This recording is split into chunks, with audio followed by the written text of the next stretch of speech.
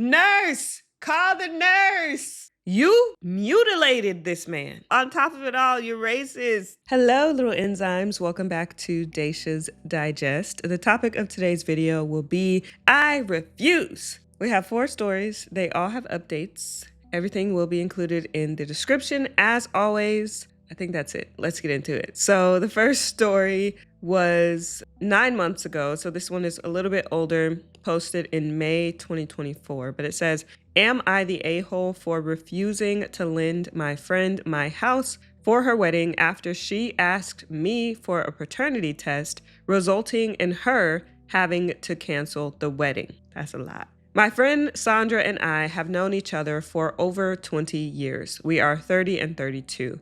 Sandra is getting married to Andreas, and I am married to Ian. Some relevant information. Andreas and I originally come from the same country and even the same region. We share many characteristics.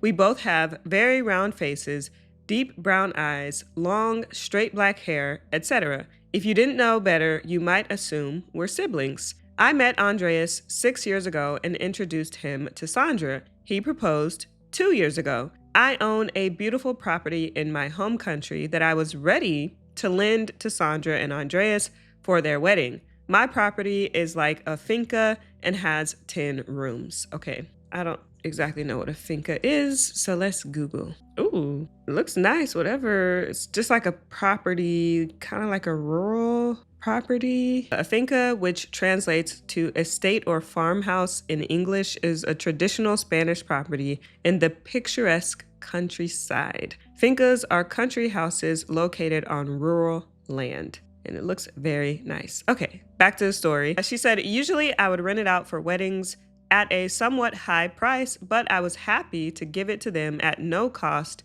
with the condition that they hire their own catering and have their guests strip their beds when they leave. The issue, 3 months ago, Sandra became more reclusive.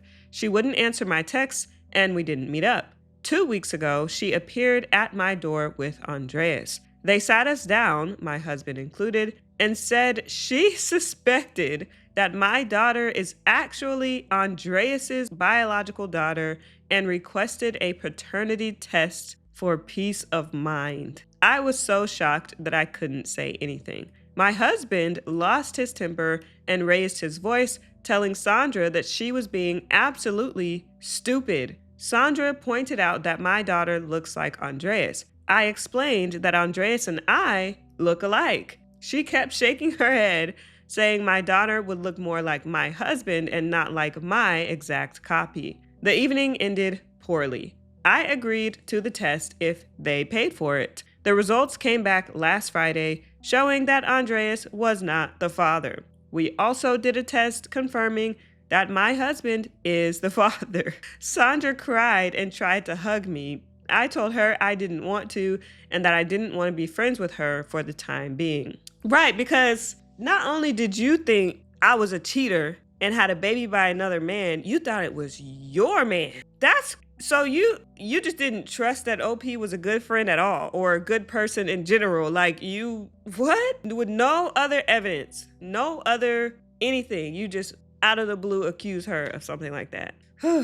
OP continues. She kept saying her worries were justified and made a comment about, quote, women from your country are more likely to do that, end quote. Oh, so now you're racist on top of it all. On top of it all, you're racist, or at the very least prejudiced. OP said, in that moment, I was filled with anger. I told her she could forget about using the venue and that I didn't want her in my life anymore. She started crying, but I made her leave. Her mom and her have been texting me saying they can't find a new venue.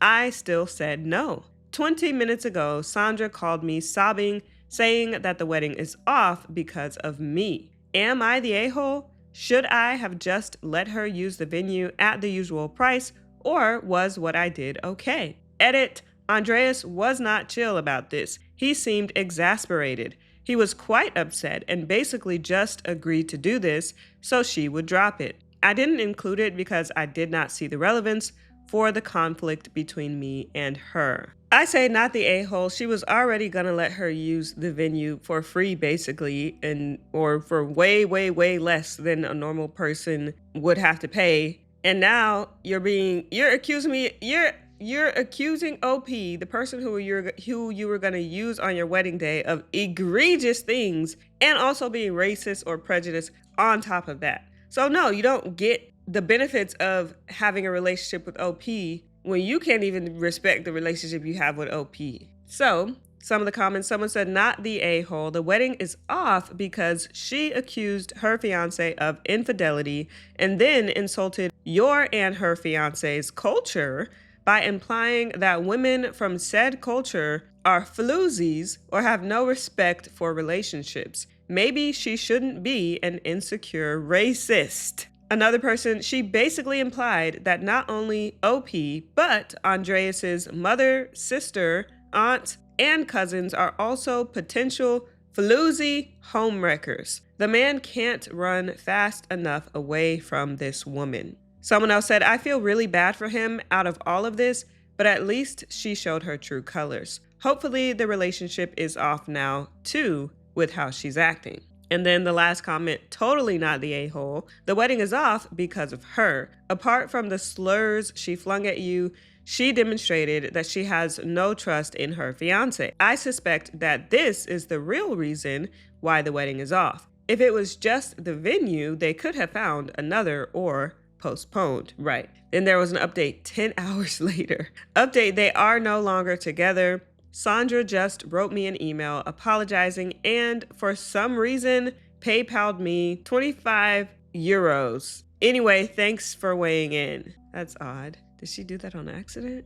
So like I said, this was in May of 2024. Let me just check her profile. Nope, there's no update. So let's go to the next story. That's crazy. This one says, am I the a-hole for refusing to babysit my sister's kids for several weeks while she is on a baby moon with her boyfriend? My 28 female sister, Jamie, 38 female, has 3 kids, Melanie, 11 female, Sarah, 8 female, and Carl, 5 male, with her ex-husband, whom she divorced 6 months ago due to her cheating with her current boyfriend, Daniel, 62 male. It's a lot going on just in this first sentence. Jeez. She said, Jamie's kids are absolute brats, and last time they came over 3 years ago, Melanie smashed a vase and Sarah scribbled on my Uggs with permanent marker. So the two older girls did that. She said, this was when I decided to become child-free. I also decided to distance myself from them, though I do speak to them and we do have occasional family dinners at my aunt's place. Anyways, Jamie and Daniel are expecting everyone can do what they want with their own body or whatever, like obviously. I just think that it's irresponsible to have a child at 62, a newborn baby at 62. You're not gonna be around for very long. Like, that's the reality of the situation. We all gonna be there someday. And you're choosing to have a newborn. You can't even participate really in their life. That is like a guaranteed, not to mention the quality of, let me just continue. She said, anyway, Jamie and Daniel are expecting a child, a boy, and they decided to go on a baby moon, which will happen in a week, and they are not very wealthy. Wait a minute. Now, I didn't want to judge, but 38 female cheated on her current, 38 female cheated on her husband with a 62-year-old male. Now, the cheating was wrong.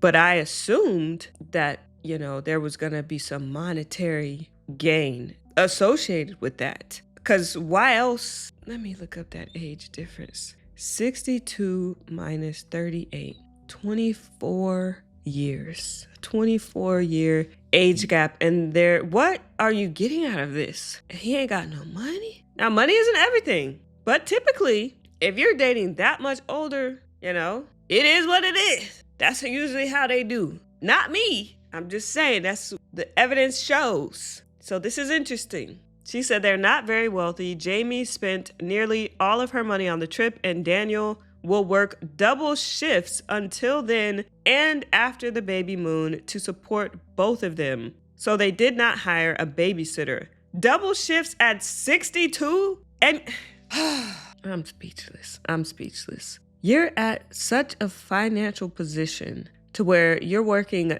double shifts at 62 years old, on top of all the other reasons why you choose to have a baby in this, with a woman who was cheating on her man to be with you. Everyone can have kids, but everyone don't need to have kids. I'll just say that. Let me continue. She said, yesterday, Jamie unexpectedly called me and asked if I could babysit her kids. I said no, as I have been getting a degree online and I have to fly to where my university is for my graduation ceremony. At first, she tried to persuade me, saying her kids are absolute darlings and I won't even notice they are there. I said that my answer was still the same, and then she went off in a rant and called me all kinds of things, like that I'm a heartless bee who can't have a little compassion for her poor pregnant sister. I told her that if she wants somebody to work for her for free, she can actually get a job and not sleep with men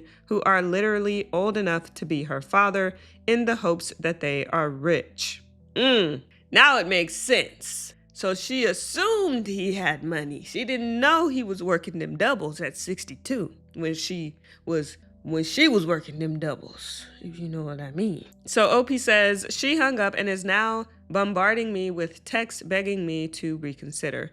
I am beginning to feel a bit guilty. Should I have been nicer to Jamie? Am I the a-hole? Someone said, not the a-hole. You are under no obligation to babysit your nieces and nephews, especially when it's for an extended period and you have your own commitments. Your sister's behavior is unreasonable and disrespectful. Another person, why can't she leave them with their dad? OP responds, he lives in another country. Another comment, then that's the country they should vacation in so he can keep the kids. OP responded, bro, try and tell that to her. She is literally going to a tropical island, which is a 5-hour flight from here.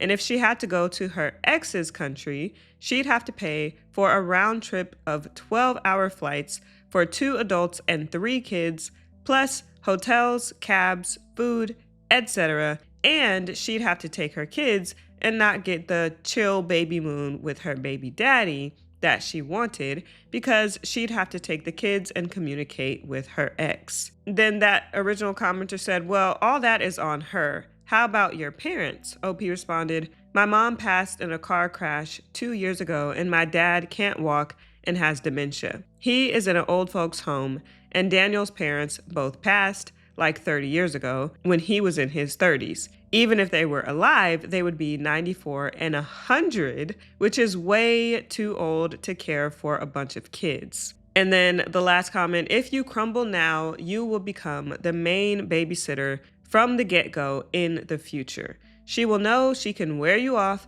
and will always do that, especially with the 4th kid on the way. Not the a-hole, and don't break. Yeah, I agree, not the a-hole. Ain't no way I would be watching 3 kids for longer than a day. And she want you to watch them for a couple weeks? Several weeks? No, there's no way.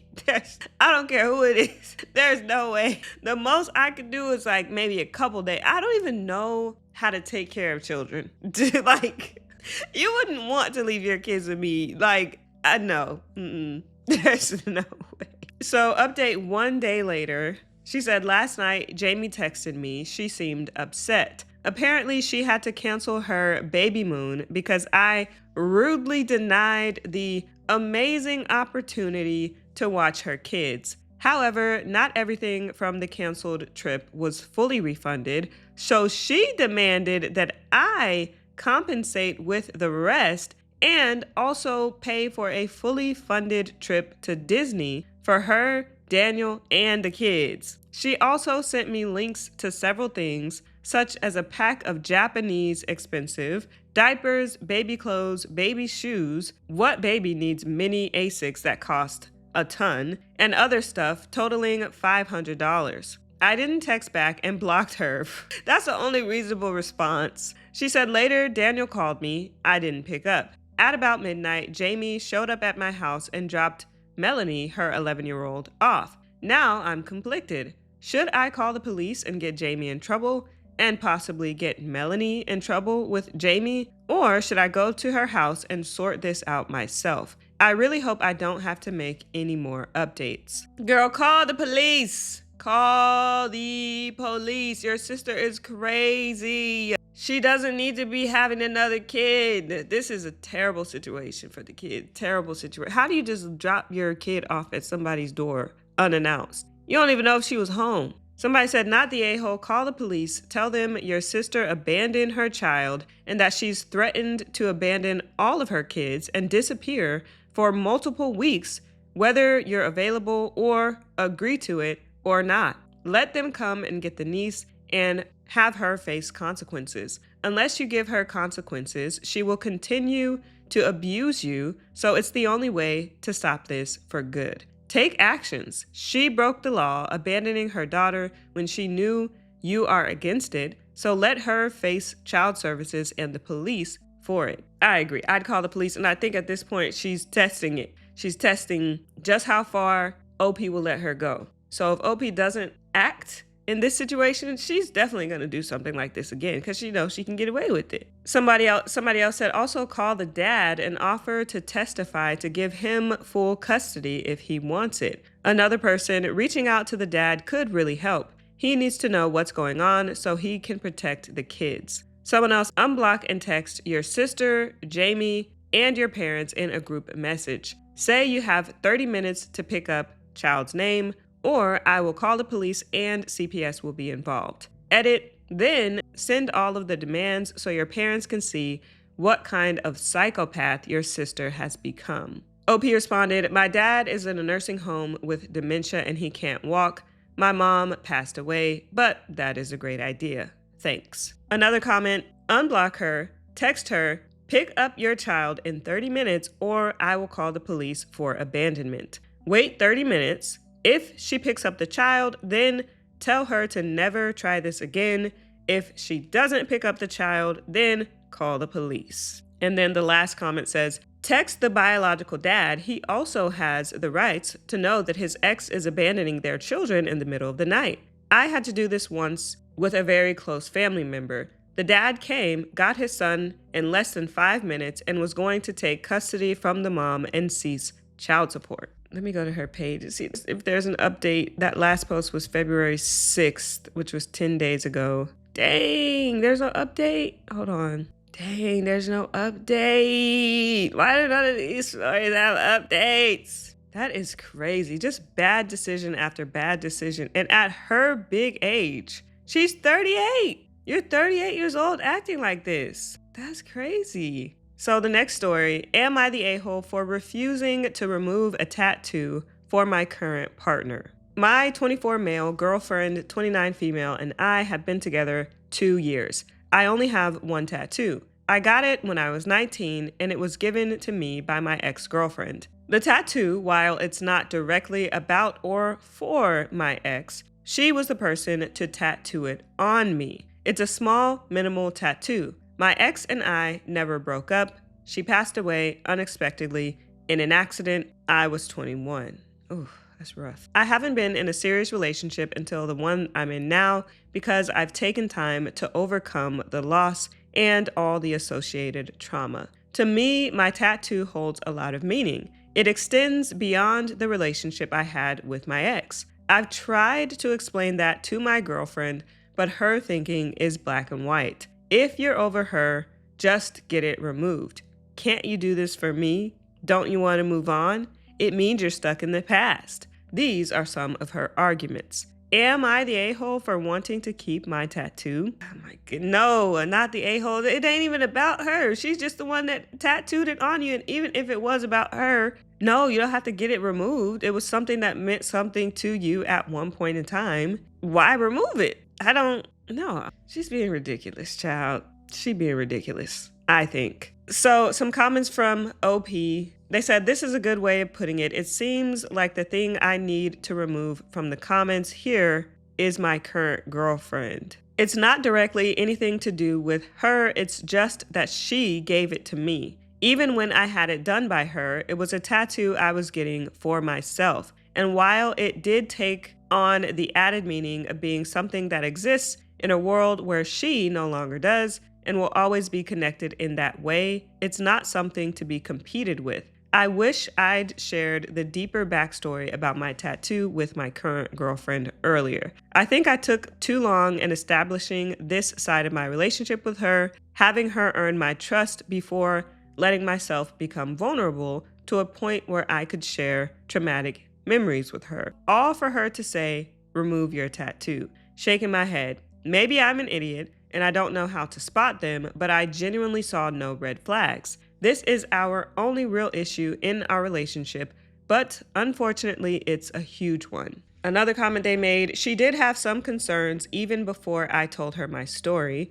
She worried how my tattoo would be perceived, specifically by her parents, because tattoos historically have bad association in my culture, but it's not a big tattoo. It's very clean and not visible when wearing most clothes. She knew about me and my past. She knew everything. This tattoo is the least bad thing about me, but to her, it's the most intolerable. Another comment from OP, I didn't talk about her at all until recently, when I decided to open up and share the story about my tattoo, and that's when the remove your tattoo stuff came out. It's not a part of my past I bring up easily or want to visit, or talk to people about beyond what's necessary. And sometimes I wonder if I should just keep it to myself and not tell anyone at all. I thought my current girlfriend was someone I could trust, so I chose to be vulnerable. Maybe I should have laid it out earlier and given her an opportunity to walk away. Another comment, I only brought her up recently when I told my girlfriend the story behind my tattoo.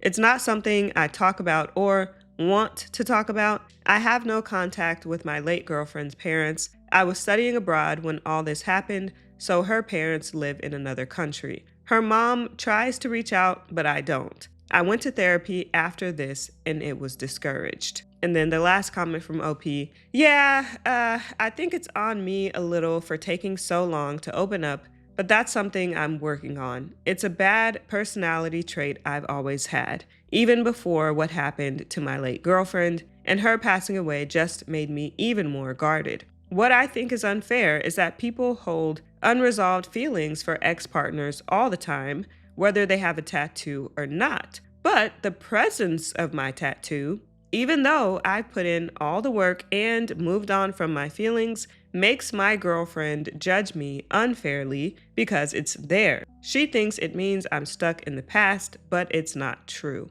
It hurts because sharing all of this with my current girlfriend was my way of giving her all of me. Dang, that sucks. So update 14 days later. Thank you everyone for answering my question. I talked to my girlfriend, and even though I've explained in the past, I tried to explain again one last time, thinking maybe if we could communicate our feelings more clearly, we would get past this misunderstanding. I explained my tattoo is personally meaningful to me in a way that has nothing to do with my ex. It doesn't mean I haven't moved on or that I'm stuck in the past. We talked for a long time and I did not break up with her because of how this conversation went. I genuinely believed we overcame it. A few days passed. She drank too much while celebrating a work milestone with her colleagues. She called me that night to come to her place. She was in a good mood that night. I fell asleep first. Now this is a trigger warning here. Just trigger warning here. Whew. While I was asleep, she stubbed a cigarette on my tattoo. I'm speechless. I broke up with her because I can't take it anymore. Her fixation with my tattoo. You mutilated this man. Basically, that's assault. I would have called the police. You mutilated this man because of this thing.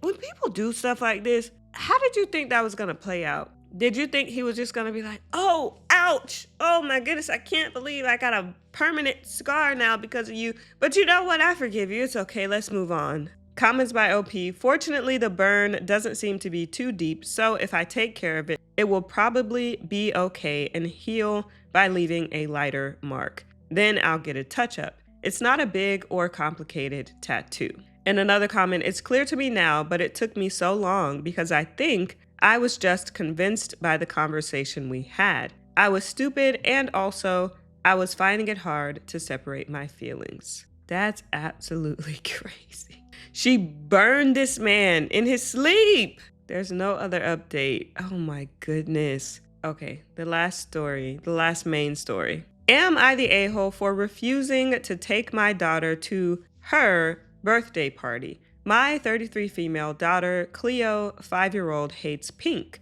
She has disliked the color and almost everything to do with it since she was about 3 or so. She has one pink shirt she likes and one pink stuffed animal, and that's it. My father's partner, Prue, refuses to accept that Cleo doesn't like pink. Over the years, she's made several attempts to push the color onto her. Pretty much every gift she's ever given her was some shade of pink. No matter how many times I tell her to stop, she has tried to give me dozens of different reasons why I should encourage my daughter to try different shades. It clearly upsets Cleo, but Prue keeps doing it. That's odd. She has some things she gotta work through in herself. That, like, when I see people trying to push things on other people, to me that signals they have some unresolved issues within themselves they have to work through and figure out what is making them try to push their beliefs onto other people, because that's not normal. So Opie says, about a week ago, my father invited me, my husband, and our children for dinner at his place. He said he and Prue had a surprise for the kids. Right before we left home, my younger sister, who still lives with our father, texted me. She warned me that the surprise was actually a small birthday party Prue had planned for Cleo. That alone threw me off because my daughter's birthday was in November. When did this happen? Oh, January, because she said about a week ago. What? How are you having a birthday party 11 months in advance? Ma'am, you need somebody. Nurse, call the nurse. Prue need to be locked up somewhere. So she continues, my father did miss her actual birthday party due to work, but still. Also, my son turns 9 in March, so I had figured his would be the next party we would have. Then she sent me photos of how the place was decorated, and it was very clearly not actually meant for Cleo. Literally every piece of decor was pink. The tableware, the balloons, everything. She had gotten pink banners and glued pink foil fringe curtains on the door. Even the cake was pink. I showed everything to my husband, and we agreed not to take the kids there. I texted my father the following. Hey, sister told me everything. We're not coming. We're taking the kids to McDonald's and telling them that was your surprise. You and Prue can come if you want. We're paying. And we did exactly that. My father did show up without Prue, but he was cold with us and left 20 minutes after arriving. Both him and Prue are pissed. My father is angry that my husband and I dismissed his partner's heartfelt gesture towards our daughter. Prue also told me that I'm the reason Cleo is restrictive. I also don't like pink, and I'm raising her to be an ungrateful, spoiled brat who is unwilling to compromise. This is not even a situation to compromise on. She don't like the color pink. It's not mandatory to like the color pink. Opie said, to be honest, I get how I could be in the wrong here, but at the same time, this just felt like Prue trying to push something Cleo doesn't like onto her yet again. My sister and one of my brothers are on my side, though my sister did say I had been rude. My other brother is on the fence. Am I the a-hole? Edit, my daughter doesn't know I dislike pink, nor would I care if she did like it. Oh, child, this is crazy. I don't think she's the a-hole, and I'm glad that she put her foot down because Prue has to know that she can't just keep doing things that OP doesn't like and expect to get away with it. It's not her child. So if the mother of the child says, no, I don't want this for my kid, or if the kid themselves said that they don't like something, you have to respect that. So for her to go out of her way to have an all pink party when she knows that the kid doesn't like pink, that's weird. And the father needs to tighten up, because he should be seeing some odd things with that behavior too. He gonna mess around and be no contact or low contact. So it says OP made a secondary post just before the update, approximately 5 hours before the update. So here's that one. Hey guys, I ended up leaving a lot of comments on my Am I the A-hole post, many of which say the same things over and over, because I don't think it will be easy to read them all, and because many of you were quick to make inaccurate assumptions about me and my family. I'm writing this to clarify some things. Cleo and Prue are both fake names. We're not American. Prue is 46 years old. I don't call her my stepmother because she's only 13 years older than me. Also, she's not married to my father, but they've been together for 12 years. I have nothing against her, we're just not close. Cleo's interests are pretty balanced. She likes princesses, cars, robots, and dolls. She loves science and outer space. She does ballet and loves it too. She's the only girl in her ballet class who wears black. Her teacher calls her Black Swan. She's not a girly girl, but I wouldn't call her a tomboy either. She's just a kid who hates pink. Cleo's favorite colors are yellow and blue. Though I understand the assumption Cleo dislikes pink because of me, that's not the case. I hate pink, but I'm not disgusted by it. I wear pink clothing around my children. I occasionally dressed Cleo in pink as a baby. I own pink stuff and buy it for myself. My kids don't know I don't like pink. They've chosen pink gifts for me in the past. According to my son, I love all the colors. My father and Prue know it because I've disliked pink since long before I had children. There's plenty of stuff I hate that my kids like and vice versa. They don't have to care about these things, so I don't tell them. Cleo's more boyish tastes also annoy Prue. Not as much as the pink thing, but enough that my husband and I know. Cleo's birthday party last November was themed after Super Mario Brothers, and Prue actually asked me why I was allowing that. I get the sense of who Prue is. I get the sense of who she is. It's not hard to tell. She continues, Cleo is open about hating pink. She has expressed that to Prue several times, specifically because she keeps pushing it. Both my kids are polite. Whenever Prue gives my daughter something pink, Cleo thanks her. She'll sometimes ask Prue if she can give her something yellow next time, and she doesn't act as excited as she gets when other people give her something she actually likes, but that's it. We let Cleo choose which of her gifts she wants to exchange. She always asks to exchange pink stuff. If it can't be exchanged, she won't play with it or wear it. We either give those away to her friends or donate them to charity. Cleo does have friends who like pink. Her best friend loves it and wouldn't complain if they threw pink parties for themselves. She'd know those aren't about her.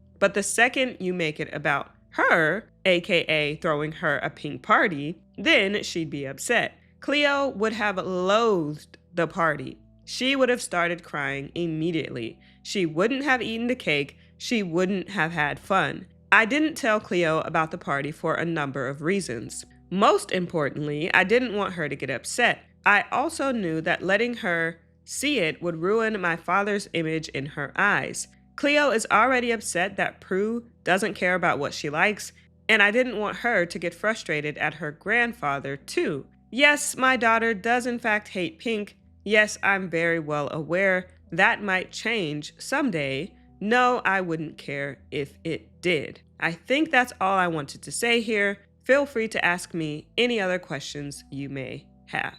All right, and then the actual update. She said, first of all, I apologized to my sister a few hours after I made my original post. I am very grateful for what she did, but I'll do my best to keep her away from these conflicts moving forward. Thank you to those who defended her. Secondly, I went through your comments with my husband, and our main takeaway was that we did what we had to do to protect Cleo, even if it wasn't what we do in most circumstances. Had either of us been surprised with a party decorated with something we openly hated, we would have sucked it up and ignored it. It sucks, but we're adults, and it comes with the territory. Cleo, however, is 5 years old. She wouldn't deal with this the same way, nor would we expect her to. Knowing my daughter, she would have been miserable at the party. So ultimately, we don't regret not taking her there. On Saturday, we took the kids to spend the afternoon at my brother's place with their cousins. In the meantime, we invited my father and Prue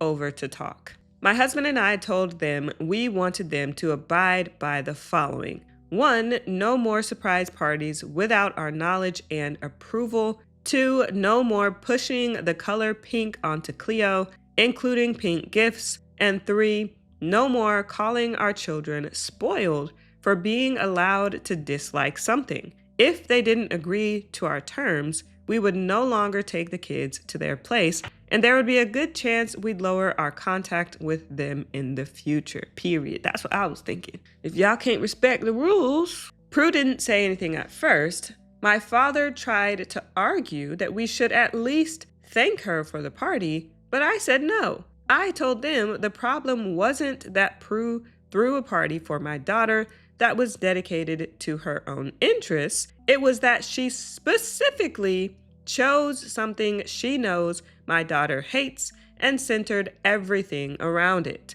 We would not thank her and we would not apologize. That's when Prue chimed in. She tried to tell us we were raising our daughters to be a brat again. So I asked, why are you so insistent on pink? She didn't answer at first, but then said she knew Cleo did love pink and she just didn't know it yet. That's a dangerous person to have around. Opie said, and to that, I asked, would you be this pushy if it was about any other color? Prue tried to say that it didn't matter, but when my husband asked her if she'd care if Cleo hated blue, she said she doesn't need to like blue. He replied that she didn't need to like pink either. He told Prue that she had no right to decide what Cleo should and shouldn't like. Cleo hates pink, and if she can't be an adult and respect that, then she doesn't need to be around our children. In the end, my father and Prue agreed to our terms. I'm not confident about her,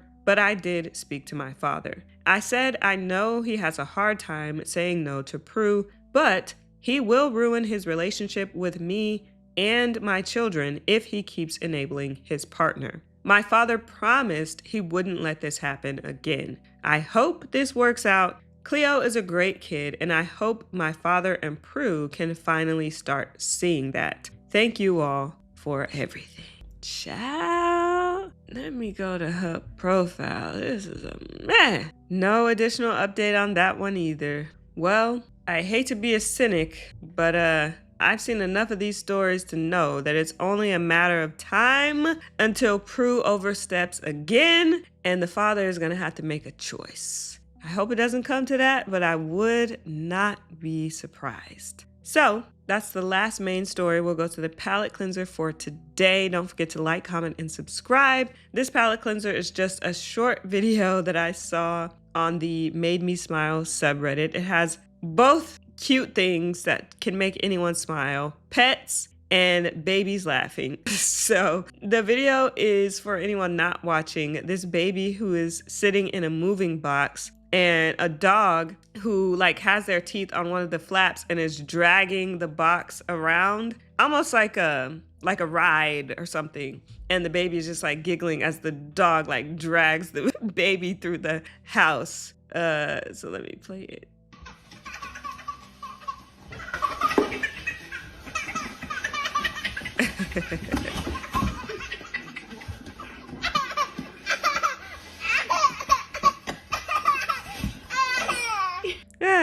Thought that was cute. Anyways, thank you guys so much for watching. I will see you in the next video.